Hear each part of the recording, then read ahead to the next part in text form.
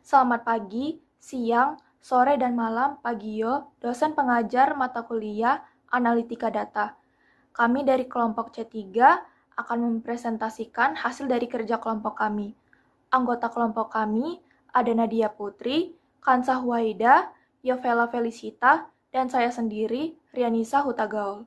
Jadi kelompok kami akan menganalisis PCOS diagnosis dataset yang berisikan 1000 data pasien yang digunakan untuk mengetahui apakah pasien tersebut memiliki penyakit PCOS atau tidak.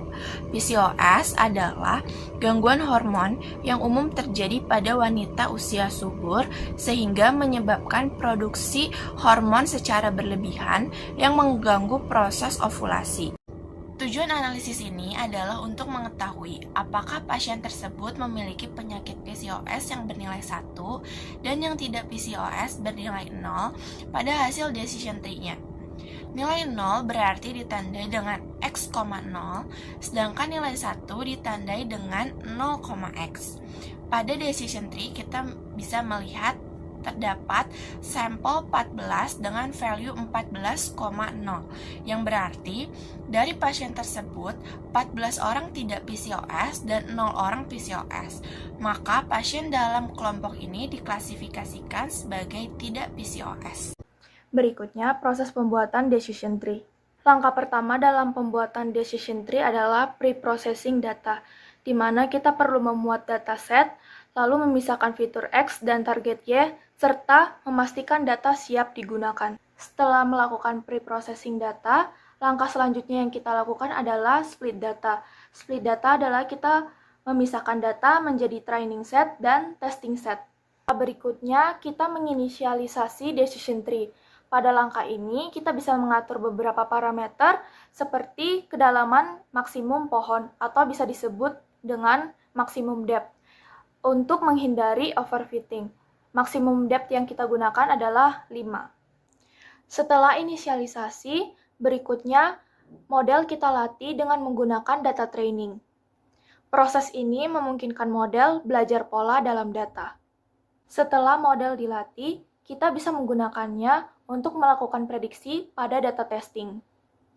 Prediksi ini nantinya akan dibandingkan dengan hasil sebenarnya untuk mengukur akurasi model. Langkah selanjutnya adalah evaluasi model. Kita menggunakan akurasi sebagai metrik evaluasi. Akurasi menunjukkan seberapa baik model dalam membuat prediksi yang benar. Yang terakhir, visualisasi decision tree. Hasil dari decision tree-nya bisa dilihat seperti pada slide berikutnya.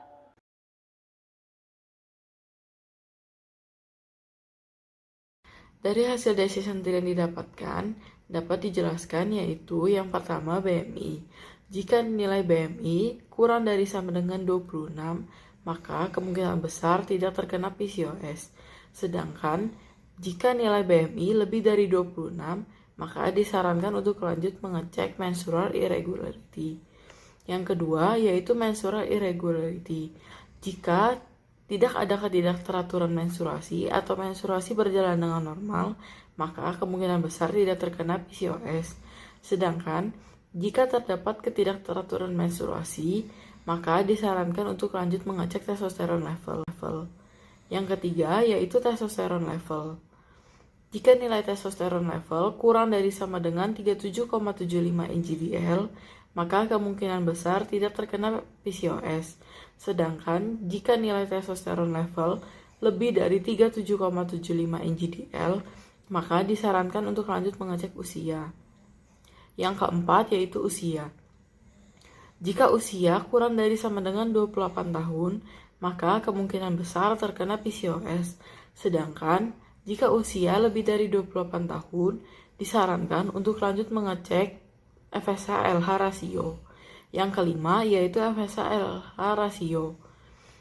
Jika nilai FSH-LH rasio kurang dari sama dengan 1,8, maka tidak terkena PCOS. Sedangkan jika nilai FSH-LH lebih dari 1,8, maka kemungkinan besar terkena PCOS. Dari hasil decision tree dapat kami ambil kesimpulan yaitu pasien dengan BMI kurang dari 26, kemungkinan besar memiliki atau terkena PCOS. Kemudian, menstruasi yang tidak teratur merupakan faktor utama dari PCOS. Kadar testosteron yang tinggi, yaitu sebesar lebih dari 37,75 NGDL, meningkatkan kemungkinan terkenanya PCOS.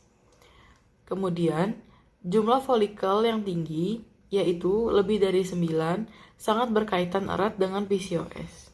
Kita ingin membuat sebuah model yang dapat memprediksi apakah seseorang tidak tepat waktu, misalnya pada pukul 10 malam atau tidak, berdasarkan kebiasaan aktivitas hariannya.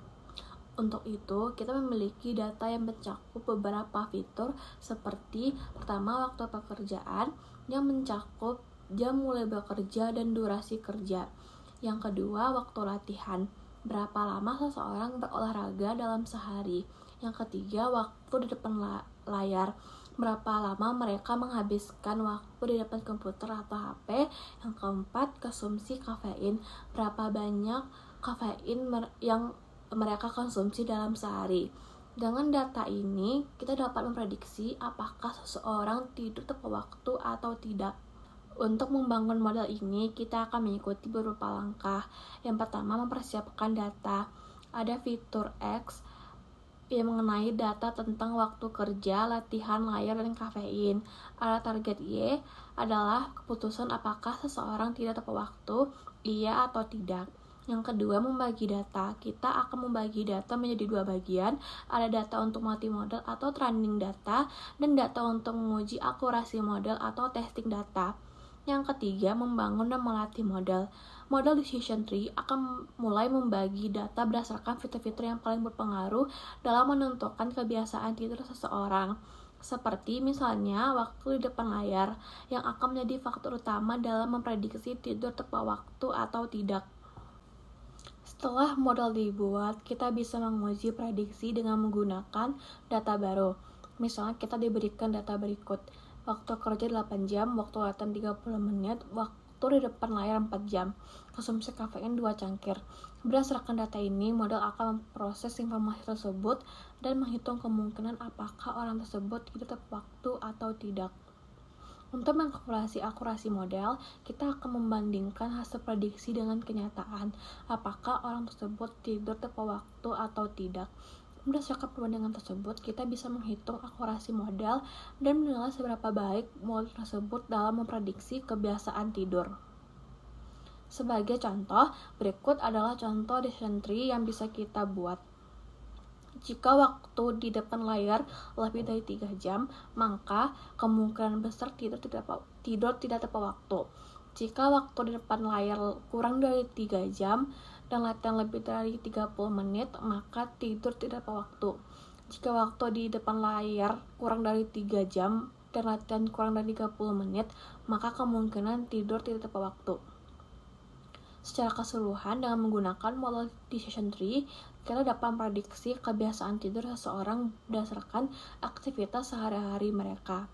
Ini sangat berguna untuk memahami faktor-faktor yang mempengaruhi pola tidur dan membantu orang untuk tidur lebih tepat waktu sehingga meningkatkan kualitas hidup mereka.